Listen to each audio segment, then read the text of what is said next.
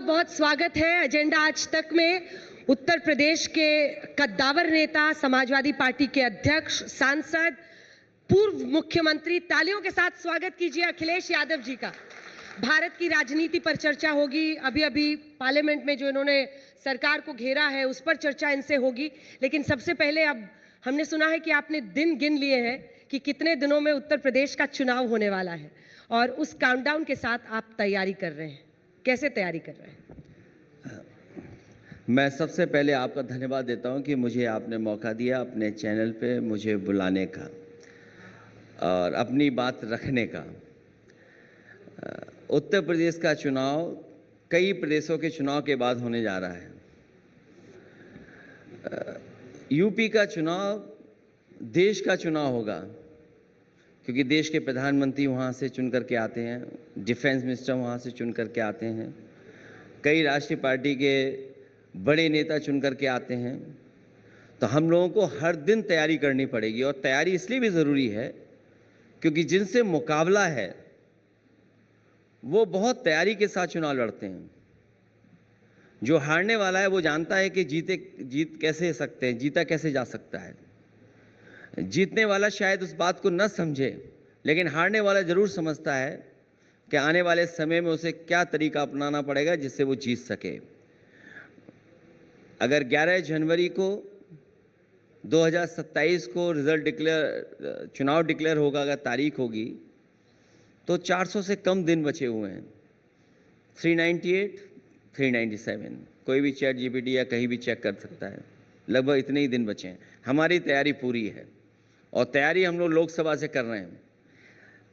हमारी अच्छी तैयारी है, इसीलिए हम लोगों पर एसआईआर थोपा जा रहा है।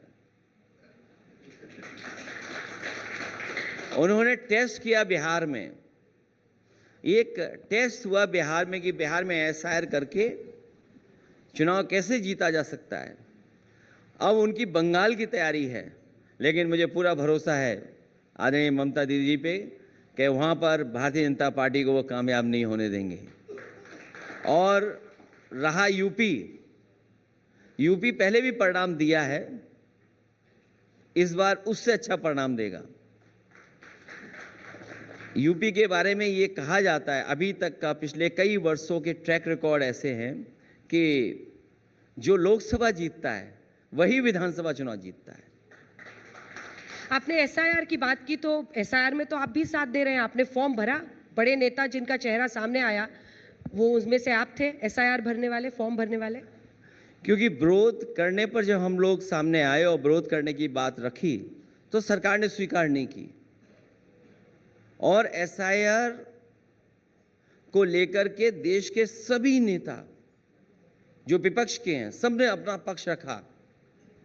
और मैं आज भी कहता हूं, जो मैं अभी खबरें सुन रहा हूं, हम उन खबरों में इसलिए नहीं जाना चाहते क्योंकि भारतीय जनता पार्टी अपने अधिकारियों के माध्यम से क्या बदलाव कराएगी अभी भी कुछ नहीं पता है। लेकिन अगर जो एसआईआर चल रहा है यूपी में, उससे ये लग रहा है कि 4 करोड़ से ज़्यादा लोगों को फिर फॉर्म भरना पड़ेगा। वो परेशानी में आएंगे। आप देख लीजिएगा, जब फाइनल जो एसआईआर के बाद वोटर लिस्ट आएंगी, 4 करोड़ से ज़्यादा लोगों को परेशानियां होंगी। ये डिजिटल इंडिया कहते हैं कि हम डिजिटल इंडिया में इतने स्ट्रांग हैं टेक्नोलॉजी में, समय समय पर एआई की बातें करते हैं।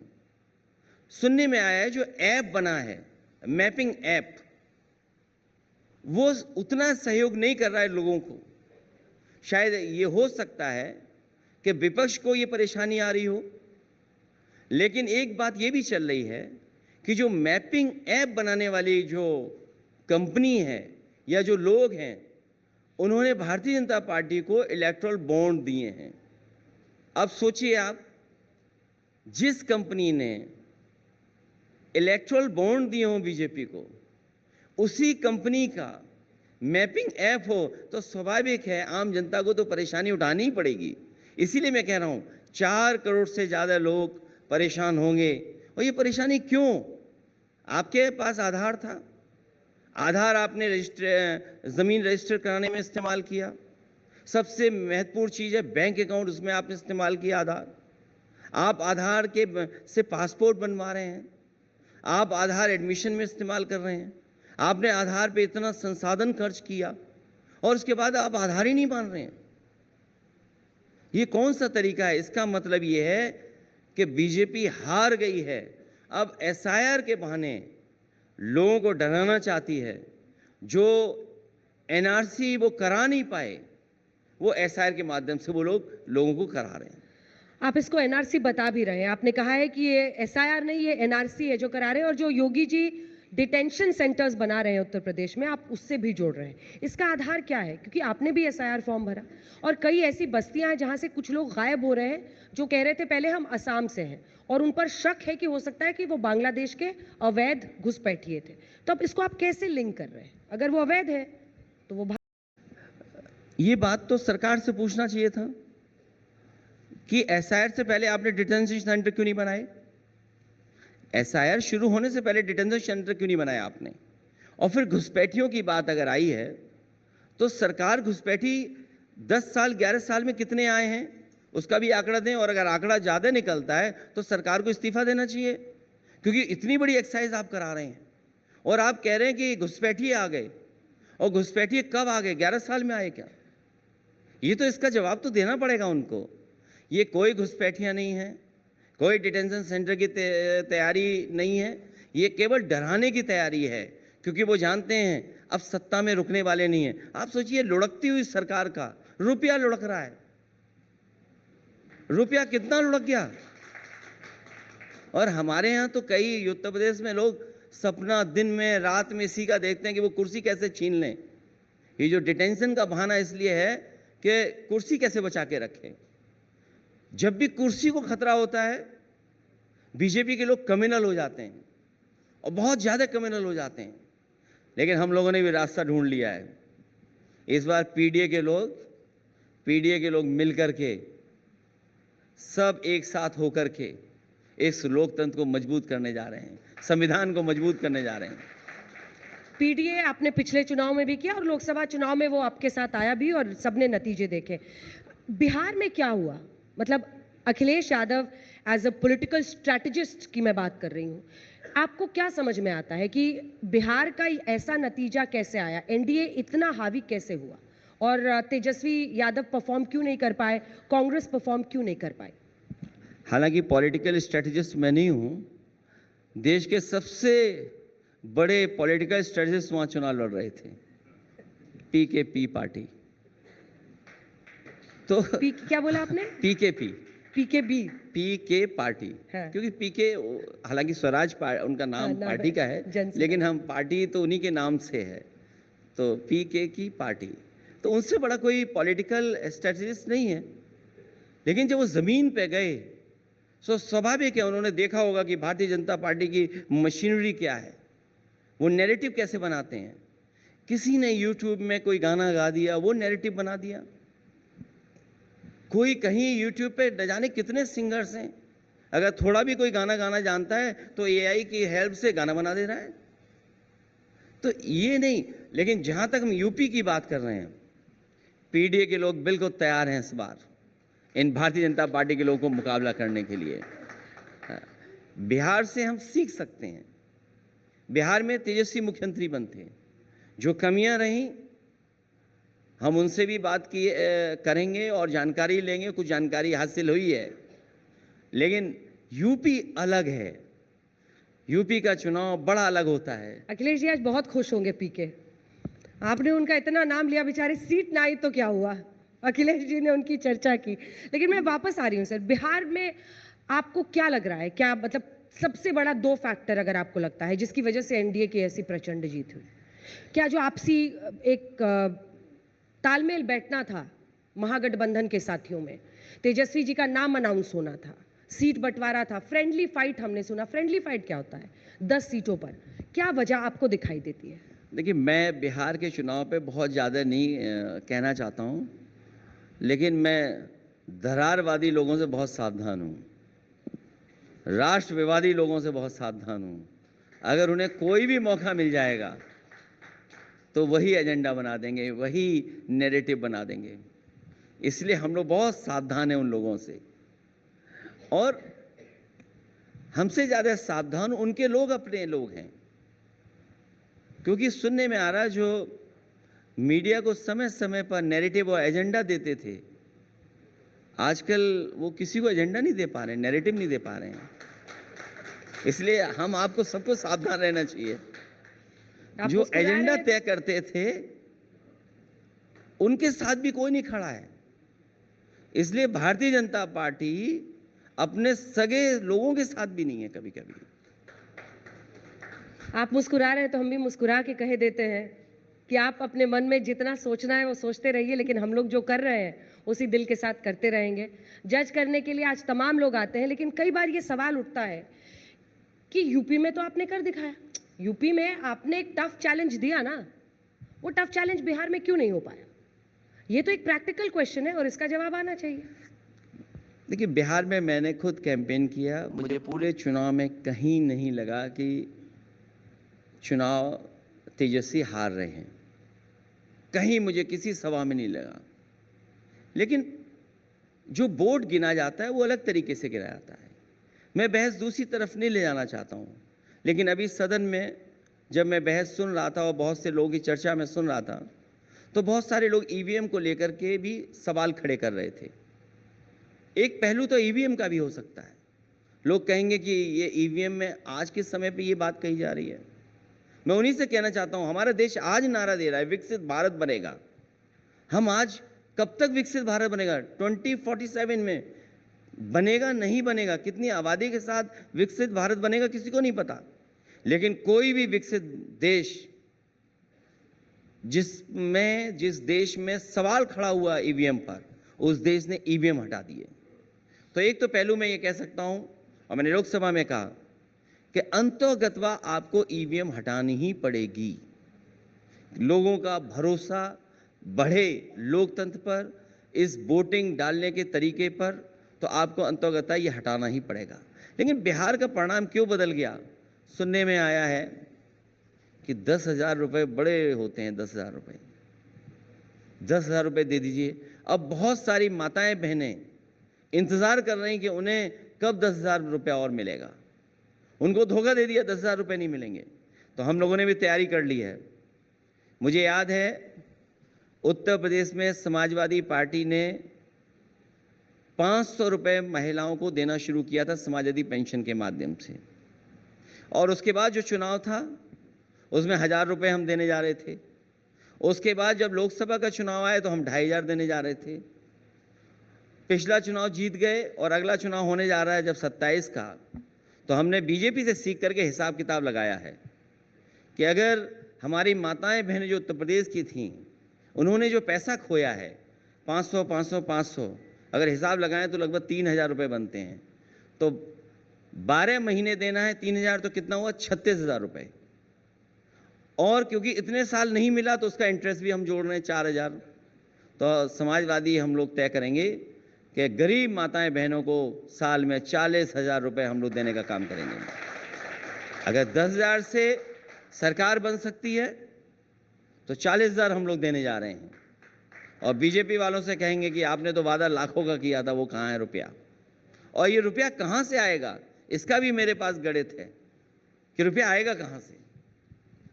बताइएगा अभी या बाद में? वैसे आपने कहा कि 10,000 पे सरकार बन सकती है, तो 40,000 पे तो पक्का बनेगी। तो मैं कहाँ से पैसा आएगा? कोई भी यहाँ जो बैठा हो हॉल में, जिसके पास मोबाइल है, वो गूगल करके देखिए कि देश के 10 उद्योगपति उधार कितना कितना रुपया है।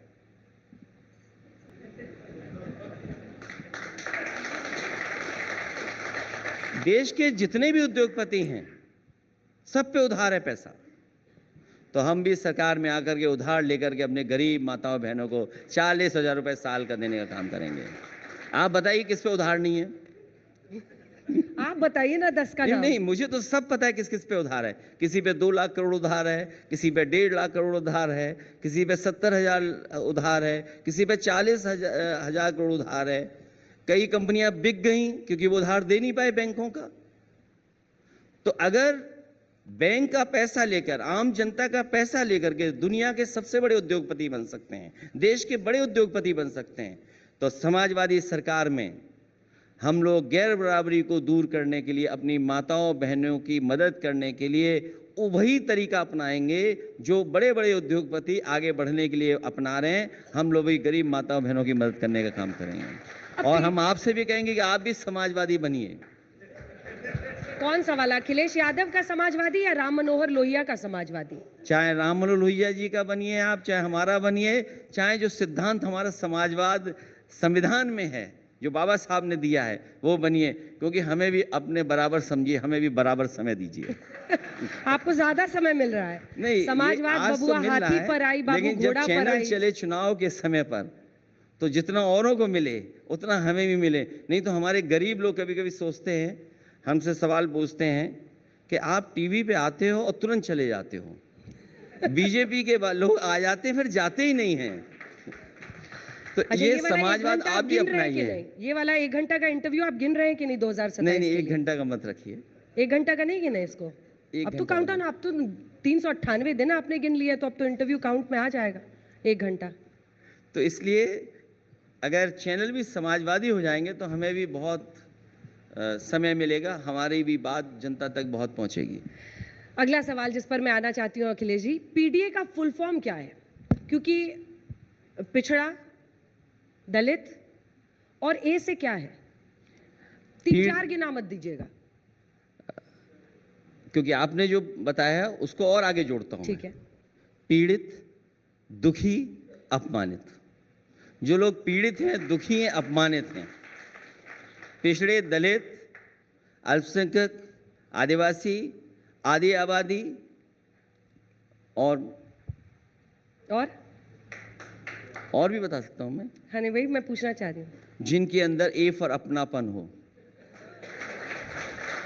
डी फॉर जिनके अंदर दया हो, दयालु हो, ए से एक शब्द भूल तो नहीं गए? प्यारे जो हों, जो लोग प्यारे हों। ए से एक शब्द भूल तो नहीं गए आप? अल्पसंख्यक आप नहीं कह रहे? बोला मैंने अल्पसंख्यक, बोला ना? हाँ अल्पसंख्यक, अल्पसंख्यक, आदिवासी, आदि आबादी। हाँ, पर ये कह रहे हैं कि आज और अच्छे अगड़े भी। अच्छे अगड़े? अच्छा, बुरे अगड़े क्या होता है? जो लोग भेदभाव करते हैं, जो लोग हमारे जैसे लोगों को जाने के बाद मंदिर में गंगा जल से धुलवाते हैं, वो अच्छे नहीं हो सकते। अच्छा, अब इस पर आते हैं कि आजकल आपके बारे में भी कहा जा रहा है, जैसे इटावा में आप एक बहुत बड़ा, मतलब जो बताया गया है, केदारेश्वर मंदिर बना रहे हैं, और जो कि बिल्कुल उसी का स्वरूप होगा। तो कह रहे हैं कि अब बीजेपी का साइड इफेक्ट आ गया अखिलेश जी पर, और वो भी अब खुलकर हिंदू धर्म, पूजा पाठ पब्लिक में दिखा रहे हैं, क्योंकि सिर्फ अल्पसंख्यकों के दम पर सरकार नहीं बन सकती। क्या ये सच? जहाँ तक मैं याद करता हूँ, और हमारे बहुत सारे साथी जो कभी गांव गए होंगे हमारे, या समाजवादी पुराने साथी लोग जिन्होंने सफाई के बारे में जाना होगा, वो जानते होंगे कि नेताजी हमेशा बजरंगबली की पूजा करते थे, और कोई भी काम शुरू होने से पहले वो बजरंगबली की पूजा करते थे। हमारे गांव में न जाने किस समय से बजरंगबली की पूजा हो रही है, और 51 फीट की मूर्ति बजरंगबली की लगी है, न जाने कब से। केवल वही नहीं, और जो बात केदारेश्वर की है, मुझे याद है कि जिस समय कोविड था उस समय मैं नेटफ्लिक्स पे ये देखता था, और एक डॉक्यूमेंट्री है कि किस तरीके से वहाँ पर पानी आया और जिसकी वजह से हज़ारों लोगों की जान चली गई। लगभग 7,000 लोगों की जान गई थी। उस समय मैं मुख्यमंत्री था, तो जो मैं मदद कर सकता था मैंने उस समय की। उस समय जो एक सेंट्रल कमांड में बहुत अच्छे अधिकारी थे फौज के, लेफ्टिनेंट जनरल अनिल चैत, उन्होंने और पूरी फौज ने, और जो भी सहयोग रहा होगा सरकारों का, उससे बहुत अच्छा काम किया। जितना कुछ बचा सकते थे वहाँ बचाया। बाद में एक दिन ख्याल आया कि मंदिर बनाना चाहिए, और अगर ये ख्याल आ रहा है तो कोई भगवान ही होगा, उसी की वजह से आ रहा होगा ख्याल। और फिर जब ये आई इच्छा हुई कि क्या बनना चाहिए, तो हमने अपने आर्किटेक्ट्स और तमाम साथियों से जानकारी ली। उन्होंने कहा कि हम लोगों पे संसाधन नहीं है उतने, और क्योंकि अगर आप मंदिर बनाएंगे तो आपको पैसा बहुत चाहिए होगा, आप वो चंदा कौन देगा। खैर जो भी कुछ हुआ, उसके बाद हम लोगों ने तय किया कि एक मंदिर बनना चाहिए। फिर जगह खरीदी, और देखिए सौभाग्य क्या है, भगवान क्या कराते हैं। जो जगह हमें मिली वो जगह वही है जिसमें शिव शक्ति अक्षरेखा के बिल्कुल उसी में अलाइन हो रही है वो जगह। तो जो शिव शक्ति अक्षरेखा है उसी पर वो इटावा की जमीन अलाइन हो रही है, जिसमें रामेश्वर केदारनाथ हैं। तो फिर फैसला लिया कि इटावा में भी एक केदारनाथ का रिप्लिका नहीं बल्कि उनसे इंस्पायर होकर के केदारेश्वर मंदिर बनाएं। और मैं ये कह सकता हूं पिछले 400 साल में उस पद्धति से कोई भगवान का मंदिर नहीं बना होगा, जिसकी हम लोग कोशिश कर रहे हैं कि वो मंदिर निर्माण बहुत जल्दी हो जाए, और जब सावन हो गए तो उसकी हम लोग शुरुआत भी कर देंगे। भगवान राम के मंदिर में आप कब जाएंगे? जिस समय हमारा मंदिर पूर्ण हो जाएगा उसके बाद हम लोग वहां भी भगवान के यहाँ जाएंगे। ये कैसी शर्त है? कोई शर्त नहीं है, और भगवान बुलाएंगे तो हम चले जाएंगे, ये हमने पहले ही दिन कहा। और जैसे ये इच्छा आई कि कैसे बनना चाहिए, और ये तो भगवान ने ही कराया होगा। ये सौभाग्य मिला हम लोगों को कि उसी अक्षरेखा पे मिल गई हमें जगह और वहीं पर मंदिर बन रहा है। तो ये मैंने नहीं कराया, पृथ्वी में मैं कोई हस्तक्षेप नहीं कर सकता हूं, ये तो बिना भगवान के तो संभव ही नहीं है। तो इतना अच्छा पुण्य काम, पवित्र काम बिना भगवान की इच्छा के नहीं हो सकता था। तो जो हम लोग कोशिश कर उसको पूरा कर लें, और जिस समय ये मंदिर हमारा निर्माण पूरा हो जाएगा हम लोग और भी मंदिरों में जाकर के दर्शन करेंगे। भगवान राम के मंदिर उसके बाद जाएंगे आप? नहीं, देखिए ये किसी का, ये जो भगवान प्रभु श्री राम वो ना समझ लोग हैं जो ये इस तरह की बात करते हैं। हमारे घर आइए आप, और किसी के घर जाइए, हम आपके घर जाएं, यहाँ जितने हमारे लोग बैठे होंगे किसी के घर हम चले जाएं, हर घर में जो घर की महिला होती है वो मंदिर बना के रखती हैं। हेलो, क्या आप मेरे लिए एक गाना गाएंगी? ठीक है, लेकिन मैं बिल्कुल भी अच्छा नहीं गाती। कोई बात नहीं, स्टार मेकर अब संभाल लेगी। हमारे घर में भी मंदिर है। भाजपा के लोगों की आंखें बंद है, पता नहीं क्या है, उन्हें मंदिर ही नहीं दिखाई दे रहा है। मैंने कितनी बार उन्हें बताया कि हमारे घर में मंदिर है, डेली पूजा होती है, हमारे यहाँ पहले से मंदिर है। कोई हिंदू हमें बता दो, गरीब से गरीब हिंदू है उसके घर भी कैलेंडर लगा रहता है भगवान का। तो अब सबको कैसे जाएं? केदारेश्वर में आप कब गए थे आखिरी? मैं किसी से पूछूं, मान लीजिए मैं आप ही से पूछूं, भगवान केदारेश्वर, उसमें सबसे पहले आप किस भगवान को देखती हैं? आप जब आप केदारनाथ जाती हैं आप तो सबसे पहले भगवान किसको देखती हैं आप? नंदी जी को देखते हैं, शिव जी को देखते हैं। नंदी के बाद किसको देखती हैं? उस केदारेश्वर की जो दीवार है उस पर। तो शिव जी की पूजा करने जाते हैं वहां पर। देखिए यही तो बात है। मतलब हमने ये क्या पूछ लिया कि आप राम मंदिर के पास कब जा रहे हैं? तो जो देखिए आपने जीतने अब देखिए, का अब आप मंदिर जाते हैं, मंदिर का ही नहीं पता मंदिर में क्या है। जब आप केदारनाथ जाते हैं तो सबसे पहले दाएं आप ऊपर देखते हैं, बाल रूप भगवान कृष्ण आपको दिखाई देते हैं सबसे ऊपर। आप उनकी भी बहुत सी बड़ी और प्रतिमा बना रहे हैं। दूसरा बाईं तरफ खाली है वहां पर केदारनाथ पे, लेकिन इटावा में खाली नहीं होगा वो। अगर दाईं तरफ हमारे भगवान कृष्ण का बाल रूप है तो बाईं तरफ भगवान प्रभु श्री राम का बाल रूप होगा।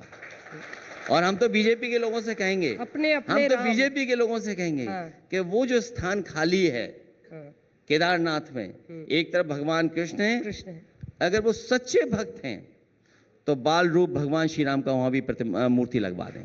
पर अब तो ये हो गया ना, अपने अपने राम, उनके राम वहां, आपके राम वहां। तो ये गलत क्या है? ये गलत नहीं, ये तो अच्छी बात बता रही हैं आप। यही प्रभु राम की रास्ता है कि सबके राम। अच्छा, कब तक सबके अपने अपने राम? केदारेश्वर मंदिर कब तक कंप्लीट हो जाएगा? सावन में इसको तैयार कर दूंगा और मैं आप लोगों को जरूर बुलाऊंगा। क्योंकि इधर प्रचार का समय बहुत, प्रचार का माहौल रहता है। काम कम करें आप, प्रचार ज्यादा करें। तो इसलिए मैं आप लोगों को जरूर बुलाऊंगा, क्योंकि हमारा भी प्रचार हो, और इसी बहाने शायद इसी बहाने आपके प्रचार के माध्यम से जो लोग प्रभु श्री राम के यहाँ बहुत सारा चंदा दे करके आए हैं, शायद भगवान शिव के लिए भी थोड़ा बहुत चंदा भिजवा दें। हम तो चाहेंगे कि जो भी हैं भक्त लोग थोड़ा बहुत सहयोग करें हमारा भी, जिससे मंदिर हमारा भी बन जाए। मंदिर के लिए ना मांग रहे हैं आप? नहीं, मंदिर के लिए मांग रहा हूँ। ठीक। अब आते हैं आगे वंदे मातरम पर। चूंकि आपने खुद ही कहा कि पश्चिम बंगाल में भी दीदी के सामने नहीं टिक पाएंगे, लेकिन वंदे मातरम पर देश की संसद में बहस हुई अखिलेश जी, और आपने भी उस पर बोला, आपका मुख्य लाइन यही था कि राष्ट्रवादी नहीं राष्ट्रवादी हैं। आपने कहा कि ये मन में भावना नहीं है इनके, लेकिन वो एक सीधा सवाल पूछ रहे हैं। वो ये कह रहे हैं कि भाई नेहरू जी की चिट्ठी है, उसमें उन्होंने दीर्घा जी से जुड़ी हुई 2 जो पैराग्राफ्स थी वो क्यों हटाया, और नेहरू जी ने चिट्ठी में ये क्यों लिखा कि मुस्लिमों को आहत हो सकता है इससे, इसलिए वंदे मातरम को छोटा कर दिया गया। आपकी नजर में क्या ये मुद्दा नहीं है? ये बहस का मुद्दा उस समय खत्म हो जाता है जब संविधान सभा ये तय कर दे कि हमें क्या गाना है और क्या पंक्तियां रखनी है, और फिर अगर उसकी सहमति रविन्द्रनाथ टैगोर जी की तरफ से आए तो मैं समझता हूं हम में से कोई भी इस बात पर चर्चा दोबारा नहीं करना चाहिए। और जो अगर बात हटाने और जोड़ने की बात कर रहा है वो बाबा साहब भीमराव अम्बेडकर जी के संविधान विरोधी लोग हैं। क्योंकि जब संविधान सभा ने एक बार तय कर दिया, उस समय भी जो परिस्थितियां रही होंगी या जो घटनाक्रम रहा होगा या जो इमोशन रहा होगा, उसी की वजह से तय हुआ है कि हमारा राष्ट्रीय गान क्या होगा, राष्ट्रीय गीत क्या होगा। इसलिए अब क्या जोड़ना है, क्या और उसमें कम करना है, इस पर बहस नहीं होनी चाहिए। जो लोग भी इस बात को कर रहे हैं वो संविधान सभा को नहीं मानने वाले लोग हैं। इसका मतलब ये हुआ कि बाबा साहब भीमराव अम्बेडकर जी के संविधान को नहीं मानना चाहते हैं। अब मैं कुछ विरोधाभास पर जो विपक्ष के नेताओं की तरफ से आ रहा है अखिलेश जी, उस पर चर्चा करूंगी। ममता दी कह रही है मैं एसआईआर नहीं होने दूंगी। आप यूपी में एसआईआर का फॉर्म भर रहे हैं और आप अपने बीएलएस को रोज कहते हैं कि भाई तुम ये सुनिश्चित करो, हम तुम्हारी कर्मठता का सम्मान करते हैं, सुनिश्चित करो कि हर वोट अकाउंटेड फॉर रहे। तो आप लोगों का स्टैंड है क्या? एक राज्य में वो अड़ी है कि नहीं होने देंगे, एक राज्य में आप चाहते हैं कि अच्छे से हो, और चुनाव आयोग भी कह रहा है कि शुद्धिकरण करना है तो सब लोग को फॉर्म भरना ही होगा। खड़े कहां हैं आप लोग? इलेक्शन कमीशन को पहले भी बहुत सारी शिकायतें की गई। मुझे याद है जब मैं 2022 का चुनाव हारा, उस समय मैंने ये कहा कि भारतीय जनता पार्टी ने इलेक्शन कमीशन से मिल करके जो समाजवादी पार्टी के वोटर्स हैं उनका वोट कटवाया, क्योंकि 2022 से पहले 19 में उन्होंने वोट डाला था, 22 में वोट नहीं डाल पाए, और उसका परिणाम ये हुआ कि समाजवादी सरकार उत्तर प्रदेश में नहीं बनी। और जब सरकार नहीं बनी तो ये जब मैंने आरोप लगाया तो इलेक्शन कमीशन ने मुझे नोटिस दिया कि आप किस आधार पर ये बात कह रहे हैं। तो मैंने अपनी पार्टी के कार्यकर्ता नेताओं को जिम्मेदारी दे करके और ये ढूंढे कि जो वोट 19 में पड़े थे और 22 में नहीं डाल पाए जो लोग, उनके विद एफिडेविट हम लोगों ने इलेक्शन कमीशन को जमा किया। उसमें हजारों ऐसे लोग थे। 18,000 आपने भेजा था? हाँ, हजारों थे, 18,000 तो पूरी लिस्ट दी। एफिडेविट के लोग कम दिए मैंने, लेकिन एफिडेविट के साथ दिया मैंने, उस पर किसी पे भी कार्रवाई नहीं की। और आज जब एसआईआर यूपी में हो रहा है, पीडीए के लोगों का वोट कट जाए, पिछड़े दलित अल्पसंख्यक आदिवासी भाइयों के वोट कट जाएं, जो एडीएम होते हैं जिनको सबसे ज्यादा देखना है चुनाव किस तरीके से वोटर लिस्ट बननी है, और उसके नीचे जो अधिकारी हैं बीएलओ, एसडीएम, एआरओ और एक और जो पोस्ट होती है इलेक्शन कमीशन का पूरा काम देखते हैं, वो जानबूझ करके ऐसे अपॉइंट किए हैं जो समाजवादी पार्टी का वोट काटने में लग जाएं। और अब सुनने में आया है, अभी मैं खबरें पढ़ रहा था कि बीजेपी को ये लग रहा है कि उसका वोट नहीं बना है। ये सब झूठ है, ये फैला रहे हैं। ये अधिकारियों से मिलकर के देखिएगा, कंप्यूटर पे अपडेट करा देंगे। जिस समय फॉर्म नहीं बटा था उस समय इलेक्शन कमीशन ये कह रहा था कि 99.45% हमने फॉर्म बंटवा दिए हैं, और अभी उतने परसेंट कलेक्ट नहीं हुए फॉर्म, अभी फॉर्म्स कलेक्ट नहीं हुए, पूरे अपडेट नहीं हुए हैं। और आप देखिएगा जब रिजल्ट आएगा तो कहेंगे कि हमने फॉर्म सब जमा करा लिए हैं और इतने वोट कट गए। ये साजिश अधिकारी मिलकर के इलेक्शन कमीशन से कर रहे हैं। तो ये साजिश रचने में इनको लेट हो गई 1 साल की, क्योंकि ये 24 में भी कर सकते थे। 24 में आपने इतनी अच्छी परफॉर्मेंस की, अगर सरकार मेजॉरिटी की नहीं बन पाई तो यूपी आपकी ताकत उसके लिए भारी पड़ी। तो ये साजिश 1 साल पहले उनको नहीं सूझी। मैं ये कहता हूं 19 से पहले क्यों नहीं किया, 22 से पहले क्यों नहीं किया सर? और एनुअल रिवीजन तो हमेशा ही होता था, एनुअल रिवीजन हमेशा होता है वोटर लिस्ट का। हर साल एक टाइम टेबल होता है कि कब आप वोट बना सकते हैं, काट सकते हैं, वो हमेशा चलता रहता है रिवीजन। लेकिन पूरी वोटर लिस्ट को खत्म कर देना, नया एक एसआईआर क्रिएट कर देना कि आप वोटर लिस्ट नहीं बनेगी पूरी, और फिर आप आधार नहीं मान रहे हैं, लोग कागज ढूंढ रहे हैं। और यूपी में आप मान लीजिए जो लेबर है, जो सरकार का रिकॉर्ड बताता है, वो 3.5 करोड़ लेबर बाहर है, 3.5 करोड़ लेबर बाहर है। अब आप बताएं सरकार के लोग 3.5 करोड़ में कितने लोग वापस आ गए? घर के लोगों ने अगर फॉर्म भर दिया उन पे एफआईआर कर दे रहे हैं आप, जबकि ये है इलेक्शन कमीशन का कि परिवार के सदस्य फॉर्म भर सकते हैं। और आप देखिए रामपुर में 2 बेटे जो बाहर थे, उनकी मां ने फॉर्म भर दिया, वो फॉर्म भर सकती हैं, उन पे एफआईआर करा दी। और अधिकारी, जिलाधिकारी ने इसलिए एफआईआर कराई क्योंकि जिलाधिकारी अपने नंबर बढ़ाना चाहते थे मुख्यमंत्री पर।